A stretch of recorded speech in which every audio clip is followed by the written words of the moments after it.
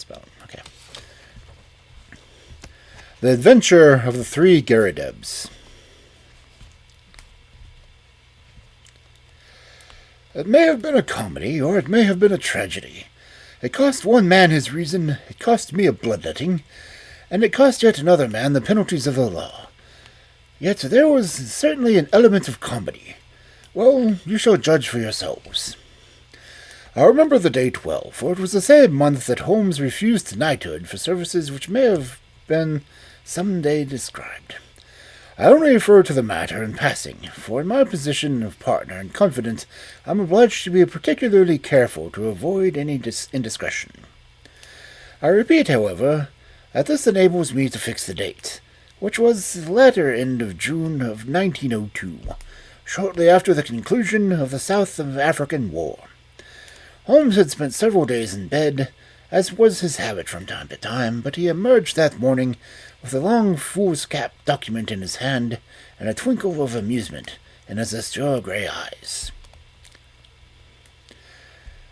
"There's a chance you may make some money, friend Watson," he said. "Have you ever heard of the name Garrideb?" I admitted I had not. "Well, if you can lay your hand upon a Garrideb, there's money in it." "Why?" That's a long story, a rather whimsical one, too. I don't think in all our explorations of human complexities we have ever come upon anything more singular. The fellow will be here presently for cross-examination, so I won't open the matter until he comes. But meanwhile, that's the name we want. The phone directory lay on the table beside me, and I turned over the pages in a rather hopeless quest. But to my amazement, there was a strange name in its due place. I gave a cry of triumph. "Here you are, Holmes, here it is." Holmes took the book from my hand. "Garrideb, N," he read. 136 Little Rider Street, West. "Sorry to disappoint you, my dear Watson, but this is the man himself. That is the address upon his letter. We want another to match him." Mrs. Hudson had come in with a card upon a tray. I took it up and glanced at it. "Why, here it is!" I cried in amazement. "This is a different initial. John Garrideb, Counselor at Law, Moorville, Kansas, USA." Holmes smiled as he looked at the card. "I'm afraid you must make another effort, Watson," said he. "This gentleman is also in the plot already, though I certainly did not expect to see him this morning. However, he is in a position to tell us a good deal which I want to know." A moment later he was in the room. Mr. John Garrideb, Counselor at Law, was a short, powerful man with a round, fresh, clean-shaven face characteristic of so many American men of affairs. The general effect was chubby and rather childlike, so that one received the impression of quite a young man with a broad smile upon his face. His eyes, however, were arresting. Seldom in any human head have I seen such a pair that bespoke a more intense inward life. So bright they were, so alert, oh, so responsive to every change of thought. His accent was American, but was not accompanied with any eccentricity of speech. "Mr. Holmes," he asked, glancing from one to the other. "Ah, yes, your picture is not unlike you, sir, if I may say so. I believe you have had a letter from my namesake, Mr. Nathan Garrideb, have you not?" "Pray, sit down," said Sherlock Holmes. "Shall we, I fancy, have a good deal to discuss?" He took up his sheets of foolscap. "You are, of course, the Mr. John Garrideb mentioned in this document, but surely you have been in England some time." "Why do you suspect that, Mr. Holmes?" I seemed to read the sudden suspicion in those expressive eyes. "Your whole outfit is English." Mr. Garrideb forced a laugh. "I've read of your tricks, Mr. Holmes, but I never thought I would be the subject of them. Where do you read that?" "The shoulder cut of your coat, the toes of your boots. Could anyone doubt it?" Well, I had no idea I was so obviously a Britisher. But business brought me over here some time ago, and so you say my outfit is nearly all London. However, I guess your time is of value, and we did not speak meet to talk about the cut of my socks. What about getting down to the paper you hold in your hand?" Holmes had in some way ruffled our visitor, whose chubby face was assumed a far less amiable expression. "Patience, patience, Mr. Garrideb," said my friend in a soothing voice. "Dr. Watson would tell you that these little discretions of mine sometimes prove in the end to have some bearing on the matter. But why did Mr. Nathan Garrideb not come with you?" "Why did he never drag you into it at all?" asked our visitor, with a sudden outflame of anger. "What in thunder had you to do with it? Here was a bit of professional business between two gentlemen, and one of them must needs call a detective. I saw him this morning, and he told me this fool trick he had played me, and that's why I'm here. But I feel bad about it all the same." "There was no reflection upon you, Mr. Garrideb. It was simply zeal upon his part to gain your end, an end which is, I understand, equally vital for both of you. I knew that he had meaning of getting information, and therefore it was very natural that he should apply to me." Our visitor's angry face gradually cleared. "Well, that puts it different," he said. "When I went to see him this morning, he told me that he had sent to a detective. I just asked for your address and came right away. I don't know police butting into the private matter, but if you're content just to help us find the man, we can be no harm in that." "Well, that is just how it stands," said Holmes. "And now, sir, since you are here, we had best have a clear account from your own lips. My friend here knows nothing of the details." Mr. Garrideb surveyed me with not too friendly a gaze. "Need he know?" he asked. "We usually work together." "Well, there's no reason it should be kept a secret. I'll give you the facts as short as I can make 'em. If you came from Kansas, I would not need to explain to you who Alexander Hamilton Garrideb was. He made his money in real estate and afterwards in the wheat pit of Chicago, and he spent it in buying up as much land as he could make of one of your countries, lying along the Arkansas River, west of Fort Dodge. It's grazing land and lumber land and arable land and mineralized land, and just every sort of land that brings dollars to a man that owns it.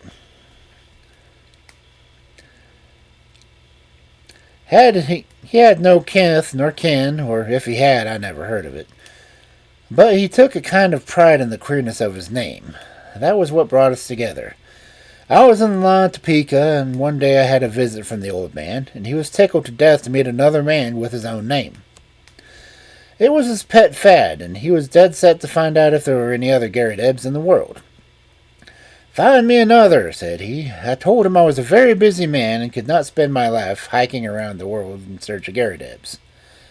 "Nonetheless," he said, "that is just what you will do if things pan out as I planned them." I thought he was joking, but there was a powerful lot of meaning in the words, as I was soon to discover. For he died within a year of saying them, and he left a will behind him. It was the queerest will that has ever been filed in the state of Kansas. His property was divided into 3 parts, and I was to have one condition, that I found 2 Garridebs who would share the remainder. It's $5 million for each if it's a cent, but we can't lay a finger on it until all 3 of us stand in a row. It was so big a chance that I just let my medical practice slide and I set forth looking for Garridebs. There is not one in the United States. I went through it, sir, with a fine-toothed comb, and never a Garrideb could I catch. And then I tried the old country. Sure enough, there was a name in the London telephone directory. I went after him 2 days ago and explained the whole matter to him, but he is a lone man, like myself, with some women relations, but no men. It says 3 adult men in the will. So, you see, we have a vacancy, and if you will help me fill it, we will be ready to pay our charges. "Well, Watson," said Holmes with a smile, "I said it was rather whimsical, did I not? I should have thought, sir, that your obvious way was to advertise in the agony columns of the papers." "I have done that, Mr. Holmes." No replies. "Dear me. Well, it is certainly a most curious little problem. I may take a glance at it at my leisure. By the way, it's curious that you have come from Topeka. I used to have a correspondent. He's dead now. Old Dr. Lysander Starr, who was mayor in 1890. Good old Dr. Starr, said our visitor. His name is still honored. Well, Mr. Holmes, I suppose all we can do is report to you that and let you know how we progress. I reckon you'll hear within a day or two.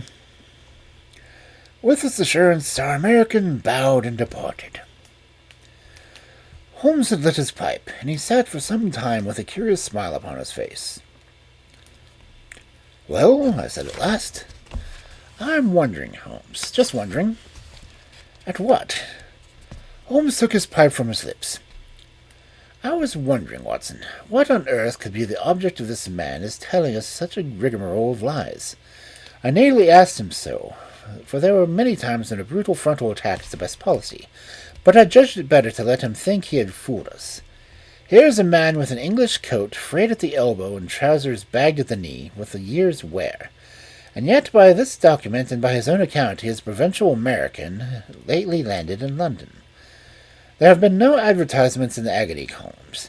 You know that I miss nothing there. They are my favourite convert of putting up in a bird, and I would never have overlooked such a cock-pheasant as that. I never knew Dr. Lysander Starr of Topeka. Touch him where you would, he was false. I think the fellow is really an American, but he has worn his accent smooth with years in London. What is his game, then? And what motive lies in the preposterous search for Garridebs? It's worth our attention, for granting that the man is a rascal, he is certainly a complex and ingenious one. We must now find if it is our other correspondent who is a fraud also. Just ring him up, Watson. I did so, and heard a thin, quavering voice at the other end of the line. Yes, I'm Mr. Nathan Garrideb. Is Holmes there? I should much like to have a word with Mr. Holmes.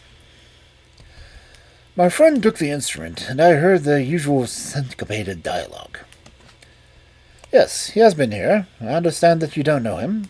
How long? Only 2 days. Yes, of course. It is a most captivating prospect. Will you be at home this evening? I suppose your namesake will not be there. Very good. We will come then, for I would rather have a chat without him. Dr. Watson will come with me. I understood from your note that you do not go out often. Well, we shall see you around 6. You need not mention it to the American lawyer. Very good. Goodbye. It was twilight of a lovely spring evening when even Little Ryder Street, one of the smaller offshoots of the Edgware Road, within a stone-cast of old Tyburn tree of evil memory, looked golden and wonderful with slanting rays of the setting sun. The particular house to which we were directed was a large, old-fashioned, early Gregorian edifice with a flat brick face broken only by 2 deep bay windows on the ground floor. It was on the ground floor that our client lived, and indeed the low windows proved to be the front of a huge room in which we spent his waking hours. Holmes pointed out that we passed a small brass plate which bore the curious name. Up some years, Watson, he remarked, indicating the discolored surface. It's his real name, anyhow, and that is something to note. The house had a common stair, and there were a number of names painted on the wall, some indicating offices and some private chambers. It was not a collection of residential flats, but rather an abode of bohemian bachelors. Our client opened the door for us himself, and apologizing by saying that the woman in charge left at 4 o'clock. Mr. Nathan Garrideb proved to be a very tall, loose-jointed, round-backed person, gaunt and bald, some 60-odd years of age. He had a cadaverous face, with the dull, dead skin of a man whom exercise was unknown. Large round spectacles and a small protruding goat's beard combined with his swooping attributes to give him an expression of peering curiosity. The general effect, however, was amiable, though eccentric. The room was as curious as its occupant. It looked like a small museum. It was broad and deep, with cupboards and cabinets all around, crowded with specimens, geological and anatomical. A case of butterflies and moths flanked each side of the entrance. A large table in the center was littered with all sorts of debris, while a tall brass tube of a powerful microscope bristled up amongst them. As I glanced around, I was surprised at the university of the man's interests. Here was a case of ancient coins. There was a cabinet of flint instruments. Behind him, the central table was a large cupboard of fossil bones. Above was a line of plastic skulls with such names as Neanderthal, Heidelberg, Cro-Magnon printed beneath them. It was clear that he was a student of many subjects. As he stood in front of us now, he held a piece of chamois leather in his right hand with which he was polishing a coin. "Syracusan of the best period," he exclaimed, holding it up. "They degenerated greatly towards the end. At their best I hold them supreme, though some prefer the Alexandrian school. You will find a chair here, Mr. Holmes. Pray allow me to clear these bones. And you, sir, yes, Dr. Watson, if you would have the goodness to put the Japanese vase to one side, you will see round me the little interests of life. My doctor lectures me of never going out, but why should I go out when I have so much to hold me here? I can assure you that an adequate cataloguing of one of these cabinets would make me 3 good months." Holmes looked round with curiosity. "But do you tell me that you never go out?" said Holmes. "Now and again I drive down to Sotheby's or Christie's. Otherwise I very seldom leave my room. I am not too strong, and my researches are very absorbing. But you can imagine, Mr. Holmes, what a terrific shock, pleasant but terrific, it was for me when I heard that unparalleled good fortune. It only needs one more Garrideb to complete the matter, and surely we can find one. I had a brother, but he is dead, and the female relatives are disqualified. But there must surely be others in the world. I had heard that you handled strange cases, and that was why I sent to you. Of course, this American gentleman is quite right, and I should have taken his advice first. But I acted for the best." "I think you acted very wisely indeed," said Holmes. "But are you really anxious to acquire an estate in America?" "Certainly not, sir. Nothing would induce me to leave my collection. But this gentleman has assured me that he will buy me out as soon as we have established our claim. $5 million was the sum named. There are a dozen specimens in the market at the present which would fill my gaps of the collection, which I am unable to purchase for a want of a few £100. Just think what I could do with $5 million. Why, I have the nucleus of a national collection. I shall have the Hans Sloane at my age." His eyes gleamed behind his great spectacles. It was very clear that no pains would be spared by Mr. Nathan Garrideb in finding a namesake.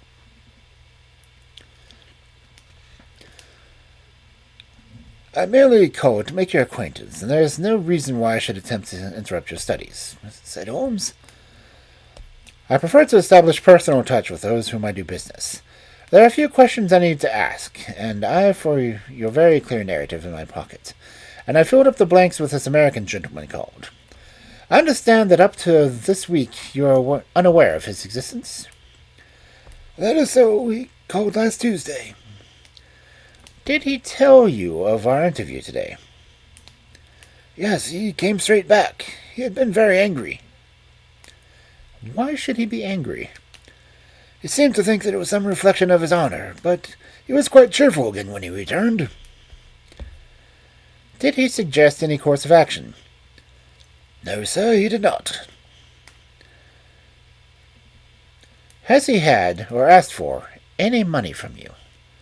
"No, sir, never." "You see no possible objects he has in view?" "None, except for that he states." "Did you tell him of our telephone appointment?" "Yes, sir, I did." Holmes was lost in thought. I could see that he was puzzled. "Have you any articles of great value in your collection?" "No, sir, I'm not a rich man. It is a good collection, but not a very valuable one." "You have no fear of burglars?" "None at the least." How long have you been in these rooms?" Nearly 5 years now? Holmes's cross-examination was interrupted by an imperative knocking at the door. No sooner had our client unlatched it than an American lawyer burst in excitedly into the room. "Here you are," he cried, waving the paper over his head. "I thought I should be in time to greet you, Mr. Nathan Garrideb. My congratulations. You're a rich man. Our business is happily finished and all is well. As to you, Mr. Holmes, we can only say we are sorry to have given you any useless trouble." He handed over the paper to our client, who stood staring at the marked advertisement. Holmes and I leaned forward to read it over his shoulder. This is how it ran. Howard Garrideb, constructor of agricultural machinery, binders, reapers, steam and hand plows, drills, harrows, farmers' carts, buckboards, and all other appliances. Estimates for artesian wells. Apply Grosvenor Building, Anston. "Glorious!" gasped our hope. "That makes the third man." "I'd opened up inquiries in Birmingham," said the American, "and my agent there sent me this advertisement from a local paper. We must hustle and get things through. I've written to this man and told him that you will see him tomorrow afternoon at 4 o'clock. "You want me to see him?" "What do you say, Mr. Holmes? Don't you think it would be wiser? Here I am, a wandering American with a wonderful tale. But why should he believe what I tell him? But you're a Britisher with solid references, and he is bound to take notice of what you say. I would go with you if you wish, but I have a very busy day tomorrow. I could always follow you if you are in any trouble." "Well, I've not made much of a journey for many years." "It's nothing, Mr. Garrideb. I've figured your own connections. You leave at 12, and we'll be there soon after 2. Then you can come back the same night. All you have to do is see this man, explain the matter, and get an affidavit of existence. And by the Lord," he added hotly, "considering I've come all the way from the center of America, it is surely little enough for you to go 100 miles in order to put this matter through." "Quite so," said Holmes. "I think this gentleman says is true." Mr. Nathan Garrideb shrugged his shoulders with a disconsolate air. "Well, if you insist I should go," said he, "it is certainly hard for me to refuse you anything, considering the glory of hope that you have brought into my life." "Then it is agreed," said Holmes. "No doubt you will let me have a report as soon as you can." "I'll see to that," said the American. "Well," he added, looking at his watch, "I've got to get on. I'll call tomorrow, Mr. Nathan, and then we'll off to Birmingham. Coming my way, Mr. Holmes? Well, then, goodbye, and we may have some good news for you tomorrow night." I noticed that my friend's face cleared when the American left the room, and the look of thoughtful perplexity had vanished. I wish I could look over your collection, Mr. Garrideb," he said. "In my profession, all sorts of odd knowledge comes useful, and this room of yours is a storehouse of it." Our client shone with pleasure, and his eyes gleamed from behind his big glasses. "I'd always heard that you, sir, were a very intelligent man," he said. "I could take you round now, if you have time." "Unfortunately, I have not, but these specimens are so well labeled and classified that they hardly need your personal explanation. If I should be able to look in tomorrow, I presume that there would be no objection to my glancing them over." "Not at all. You are most welcome. The place will, of course, be shut up, but Mrs. Saunders is up in the basement for 4 o'clock, and would let you in with her key." "Well, I happen to be clear tomorrow afternoon. If you would say a word to Mrs. Saunders, it would be quite in order. By the way, who is your house agent?" Our client was amazed at the sudden question. "Oh, indeed, on the Edgware Road. But why?" "I'm a bit of an archaeologist myself when it comes to houses," said Holmes, laughing. "I was wondering if there's a Queen Anne or a Gregorian." "Gregorian, no doubt." "Really? I should have thought a little earlier. However, it's certainly ascertained. Well, goodbye, Mr. Garrideb, and may you have every success in your Birmingham journey." The housing's agent was close by, but we found it was closed for the day, so we made our way back to Baker Street. It was not until after dinner that Holmes reverted to the subject. "Our little problem draws to a close," he said. "No doubt you have outlined the solution in your own mind." "I could make neither head nor tail of it." "The head is surely clear enough, but the tail we should see tomorrow. Did you notice nothing curious about the advertisement?" "I saw that the word plough was misspelt." "Ah, you did notice that, did you? Come, Watson, you improve all the time. Yes, it was bad English, but good American." The printer had set it up as received. Then the buckboards. That is American also. An artesian well commoner with them than with us. It was a typical American advertisement, but purporting to be from an English firm. What do you make of that? "I can only suppose that this American lawyer put it in himself. What his object was, I fail to understand." "Well, there is an alternative explanation. Anyhow, we wanted to get this good old fossil up to Birmingham. That is very clear. I might have told him that he was clearly going on a wild-goose chase, but on second thoughts it seemed better to clear the stage by letting him go. Tomorrow, Watson, well, tomorrow will speak for itself." Holmes was up and out early. When he returned at lunchtime, I noticed his face was very grave. "This is a more serious matter than I expected, Watson," said he. "It is fair to tell you so, though I know it will only be an additional reason for running your head into danger. I should know now, my Watson, by now. But there is danger, and you should know it." "Well, it is not the first we have shared, Holmes. I hope it may not be the last. What is the particular danger this time?" "We're up against a very hard case. I have identified Mr. John Garrideb, counsel at law. He is none other than Killer Evans, of sinister and murderous reputation." "I fear I am none the wiser." It is not for your profession to carry about a portable Newgate calendar in your memory. I've been down to see friend Lestrade at the yard. There may be an occasional want of imagination and intuition down there, but they lead the world in thoroughness of method. I had an idea that we might get on the track of our American friend in their records.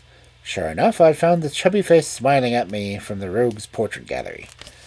James Winter, alias Moorcraft, alias Killer Evans, was in the description below. Holmes drew an envelope from his pocket.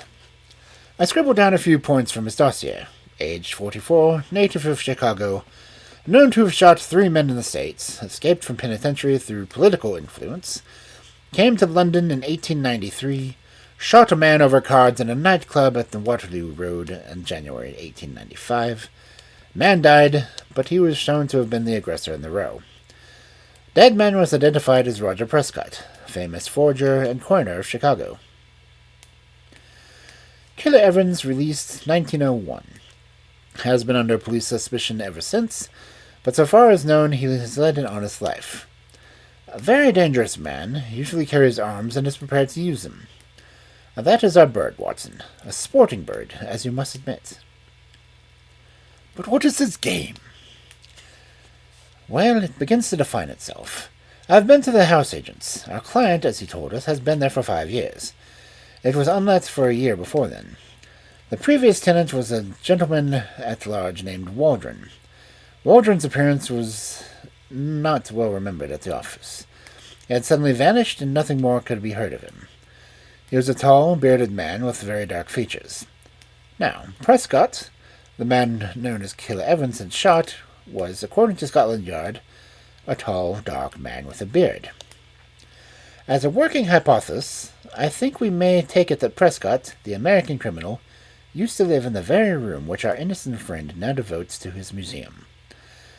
So at last we get a link, you see. And the next link? We must go now and look for that. He took a revolver from the drawer and handed it to me. I have my old favorite with me. It is, if our Wild West friend tries to live up to his nickname, we must be ready for him. I'll give you an hour for a siesta, Watson, and then I think we will have our time at Ryder Street Adventure.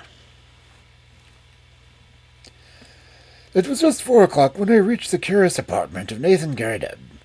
Miss Sanders, the caretaker, was about to leave, but she had no hesitation in admitting us, for the door shut with a spring lock, and Holmes promised to see that all was safe before we left. Shortly afterwards, the outer door closed, her bonnet passed the bow window, and we knew that we were alone on the lower floor of the house. Holmes made a rapid examination of the premises. There was one cupboard in a dark corner which stood a little away from the wall. It was behind this that we eventually crouched, while Holmes in a whisper outlined his intentions. He wanted to get our amiable friend out of his room. That is very clear, and as the collector never went out, it took some planning to do it. The whole of this Garrideb invention was apparently for no other end. I must say, Watson, that there is a certain devilish ingenuity about it, even if the queer name of the tenant did not give an opening which we would hardly have expected. He wove his plot with remarkable cunning. But what did he want? Well, that is what we are here to find out. It was nothing whatsoever to do with our client, so far as I read this situation. There is something connected with the man he murdered, the man who may have been his confederate in crime. There is some guilty secret in the room. That is how I read it. At first I thought our friend might have had something in this collection more valuable than he knew, something worth the attention of a big criminal. But the fact that Roger Prescott of evil memory inhabited these rooms to some deeper reason. Well, Watson, we can bring and possess our souls in patience, and see what the hour may bring. That hour was not long in striking. We crouched closer in the shadow as we heard the outer door open and shut. Then came a sharp, metallic snap of a key, and the American was in the room. He closed the door softly behind him, and took a sharp glance around him to see that all was safe, threw off his overcoat, and walked over to the central table with the brisk manner of one who knows exactly what he has to do and how to do it. He pushed the table to one side, tore open the square of carpet on the floor, just as it remained, rolled it back completely, and then, drawing a jimmy from his side pocket, he knelt down and worked vigorously upon the floor. Presently we heard the sound of sliding boards, and an instant later the square had opened up the planks. Killer Evans struck a match, lit a stump of a candle, and vanished from our view. Clearly a moment had come. Holmes touched my wrist at the signal, and together we strode across to the open trapdoor. Gently as we moved, however, the old floor must have creaked under our feet, for the head of our American, peering anxiously round, suddenly emerged from the open space. His face turned upon us with a glare of baffled rage, which gradually softened into a rather shamefaced grin as he realized that 2 pistols were pointed at his head. "Well, well," he said coolly as he scrambled to the surface. "I guess you have been one too many for me, Mr. Holmes. Saw through my game. I suppose, played me for a sucker from the first. Well, sir, I hand it to you. You have me beat," and in an instant he had whisked out a revolver from his breast and had fired 2 shots. I felt a sudden hot sear as if a red-hot iron had been pressed into my thigh. With a crash as Holmes's pistol came down upon the man's head. I had a vision of him sprawling on the floor with blood running out of his face while Holmes rummaged him for weapons. Then my friend's wiry arms were around me, and he was leading me to a chair. "You're not hurt, Watson. For God's sake, say what you are not hurt." It was worth a wound. It was worth many wounds to know the depth of loyalty and love which lay behind that cold mask. The clear, hard eyes were dimmed for a moment, and the firm lips were shaking. For the one and only time I caught a glimpse of the great heart as well as the great brain. All my years of humble but single-minded service accumulated in that moment of revelation. "It's nothing, Holmes. It's a mere scratch." He had ripped at my trousers with a pocket-knife. "You're right," he cried, with an immense sigh of relief. "It is quite superficial." His face set like flint as he glared at our prisoner, who was sitting up with a dazed face. "By the Lord, all is well with you. If you had killed Watson, you would not have got out of this room alive. Now, sir, what have you to say for yourself?" He had nothing to say for himself. He only lay and scowled. I leaned on Holmes's arm, and together we looked down into the small cellar which had been disclosed by the secret flap. It was still illuminated by the candle which Evans had taken down with him. Our eyes fell upon a mass of rusted machinery, great rolls of paper, a litter of bottles, and neatly arranged upon a small table, a number of neat little bundles. "A printing press, a counterfeiter's outfit," said Holmes. "Yes, sir," said our prisoner, staggering slowly to his feet and then sinking into a chair. "The greatest counterfeiter London ever saw. That's Prescott's machine. And those bundles on the table are 2,000 of Prescott's notes, worth 100 each if they fit to pass anywhere. Help yourself, gentlemen. Call it a deal and let me beat it." Holmes laughed. "We don't do things like that, Mr. Evans. There's no bolt hole for you in this country. You shot this man Prescott, did you not?" "Yes, sir, and got 5 years for it. Though it was he who pulled on me. 5 years when I should have had a medal the size of a soup plate. No living man should tell Prescott from a Bank of England. And if I hadn't put him out of this world, he'd have flooded London with them. I was only one in the world who knew where he made them. Can you wonder that I wanted to get this place? But you can wonder that when I found this crazy boob of a bug hunter and a queer name squatting right on top of it, and never quitting his room, I had to do the best that I could do to shift him. Maybe I should have been wiser if I had put him away. I would have been easy to do enough, but I'm a soft-hearted guy that can't begin shooting unless the other man has a gun also. But say, Mr. Holmes, what have I done wrong, anyhow? I'm not used to this plant. I've not hurt this old stiff. Where do you get me?" "Only attempted murder so far as I can see," said Holmes. "But that's not our job. They take that to the next stage. What we wanted at present was your sweet self. Please give me the Scotland Yard a call, Watson. It won't be entirely unexpected." Those were the facts about Killer Evans and his remarkable invention of the 3 Garridebs. We heard later that our poor old friend never got over the shock of the dissipated dreams. When his castle in the air fell down, it buried him beneath the ruins. He was last heard at a nursing home in Brixton. It was over a glad day at the yard when Prescott's outfit was discovered, for though they knew that it existed, they were never able, after the death of the man, to find out where it was. Evans had indeed done a great service and caused several worthy CID men to sleep and sunder, for the counterfeiter stands in a class by himself as a public danger. They would willingly have subjected to the soup plate metal which the criminal had spoken, but an unappreciative bench took a less favorable view, and the killer returned to those shades from which he had just emerged.